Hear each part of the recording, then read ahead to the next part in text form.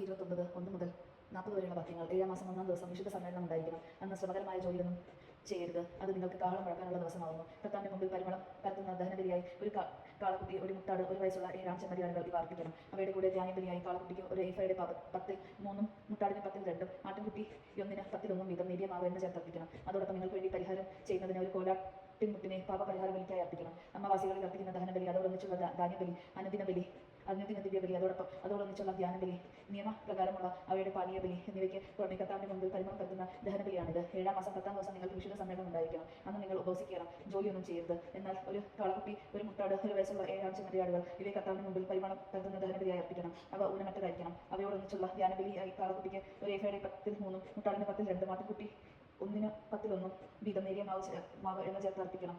പരിഹാര ദിനത്തിൽ അർപ്പിക്കുന്ന പാപപരിഹാര ബലി, അനുദിന ബലി, അവയോടൊന്നിച്ചുള്ള ധ്യാനബലി, പാനീയബലി എന്നിവയ്ക്ക് പുറമെ പാപപരിഹാരത്തിനായി ഒരു കോലാട്ടിൻമുട്ടിനെയും അർപ്പിക്കണം. 7-ാം മാസം 15-ാം ദിവസം നിങ്ങൾക്ക് വിശുദ്ധ സമ്മേളനം ഉണ്ടായിരിക്കണം. ശ്രമകരമായ ജോലിയൊന്നും അന്ന് ചെയ്യരുത്. 7 ദിവസം നിങ്ങൾ കർത്താവിന് ഉത്സവം ആഘോഷിക്കണം. കർത്താവിന് മുൻപിൽ പരിമളം പരത്തുന്ന ദഹനബലിയായി 13 കാളക്കുട്ടികൾ, 2 മുട്ടാടുകൾ, ഒരു വയസ്സുള്ള 14 ആൺചെമ്മരിയാടുകൾ എന്നിവയെ ദഹനബലിക്കായി അർപ്പിക്കണം. അവ ഊനമറ്റവായിരിക്കണം. അവയോടൊന്നിച്ച് ധ്യാനബലിയായി കാളക്കുട്ടി 1-ന് ഒരു ഏഫയുടെ 10-ൽ 3, മുട്ടാടിന് 1, 10-ൽ 2, ആട്ടിൻകുട്ടി 1-ന് 10-ൽ 1 വീതം നേരിയ മാവ് എണ്ണ ചേർത്ത് അർപ്പിക്കണം. അനുദിന ദഹനബലിക്കും അവയോടൊന്നിച്ചുള്ള ധ്യാനബലി, പാനീയബലി ഇവയ്ക്കും പുറമെ പാപപരിഹാര ബലിയായി ഒരു കോലാട്ടിൻമുട്ടനെ അർപ്പിക്കണം. 2-ാം ദിവസം 12 കാളക്കുട്ടികൾ, 2 മുട്ടാടുകൾ, ഒരു വയസ്സുള്ള ഊനമറ്റ് 14 ആൺചെമ്മരിയാടുകൾ എന്നിവയെ നിയമപ്രകാരം അവയുടെ എണ്ണത്തിനൊത്ത ധ്യാനബലിയോടും പാനീയബലിയോടും കൂടി അർപ്പിക്കണം. അനുദിന ദഹനബലി, അതോടൊന്നിച്ചുള്ള ധ്യാനബലി, പാനീയബലി ഇവയ്ക്ക് പുറമെ പാപപരിഹാര ബലിയായി ഒരു കോലാട്ടിൻമുട്ടനെ അർപ്പിക്കണം. 3 ദിവസം 11 കാള, 2 മുട്ടാട്, ഒരു വയസ്സുള്ള ഊനമറ്റ് 14 ആൺചെമ്മരിയാടുകൾ എന്നിവയെ നിയമപ്രകാരം അവയുടെ എണ്ണത്തിനൊത്ത ധ്യാനബലിയോടും പാനീയബലിയോടും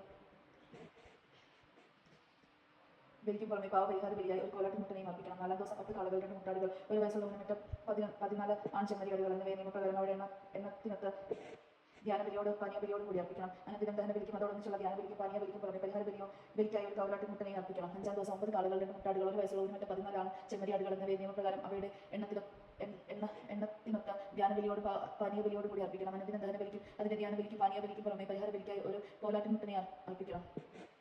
6-ാം ദിവസം 8 കാളകൾ, 2 മുട്ടാടുകൾ, ഒരു വയസ്സുള്ള ഊനമറ്റ 14 ആൺചെമ്മരിയാടുകൾ എന്നിവയെ നിയമപ്രകാരം അവരുടെ എണ്ണത്തിനൊത്ത ധ്യാനബലിയായി പാനീയബലിയോട് കൂടി അർപ്പിക്കണം. അനുദിന ദഹനബലിയും അതിന്റെ ധ്യാനബലിക്കും പാനീയബലിക്കും പുറമെ പാപപരിഹാര ബലിക്കായി ഒരു കോലാട്ടിൻമുട്ടനെ അർപ്പിക്കണം. 7-ാം ദിവസം 7 കാളകൾ, 2 മുട്ടാടുകൾ, ഒരു വയസ്സുള്ള ഊനമറ്റ 14 ആൺചെമ്മരിയാടുകൾ എന്നിവയെ നിയമപ്രകാരം അവരുടെ എണ്ണത്തിനൊത്ത ബലിയോടും പാനീയബലിയോടും കൂടി അർപ്പിക്കണം. അനുദിനം ദഹനബലിക്ക് അതിന്റെ ധ്യാനബലിക്കും പാനീയബലിക്കും പുറമെ പാപപരിഹാര ബലിക്കായി ഒരു കോലാട്ടിൻമുട്ടനെ അർപ്പിക്കണം. 8-ാം ദിവസം നിങ്ങൾക്ക് വിശുദ്ധ സമ്മേളനം ഉണ്ടായിരിക്കണം. ശ്രമകരമായ ജോലിയൊന്നും ചെയ്യരുത്. കർത്താവിന്റെ മുൻപിൽ പരിമളം പരത്തുന്ന ദഹനബലിയായി ഒരു കാളയെയും, ഒരു മുട്ടാടിനെയും, ഒരു വയസ്സുള്ള ഊനമറ്റ 7 ആൺചെമ്മരിയാടുകളെയും അർപ്പിക്കണം. നിയമപ്രകാരം അവരുടെ എണ്ണമനുസരിച്ച് ധ്യാനബലിയും പാനീയബലിയും അർപ്പിക്കണം. അനുദിനം ദഹനബലിക്കും അതിന്റെ ധ്യാനബലിക്കും പാനീയബലിക്കും പുറമെ പാപപരിഹാര ബലിയായി ഒരു കോലാട്ടിൻമുട്ടനെയും അർപ്പിക്കണം. നേർച്ചകളും സ്വാദിഷ്ട കാഴ്ചകളുമായി നിങ്ങൾ സമർപ്പിക്കുന്ന ദഹനബലികൾ, ധ്യാനബലികൾ, പാനീയബലികൾ എന്നിവയ്ക്ക് പുറമെ നിർദ്ദിഷ്ടമായ ഉത്സവ ദിനത്തിൽ ഇവയും കർത്താവിന് അർപ്പിക്കണം. കർത്താവ്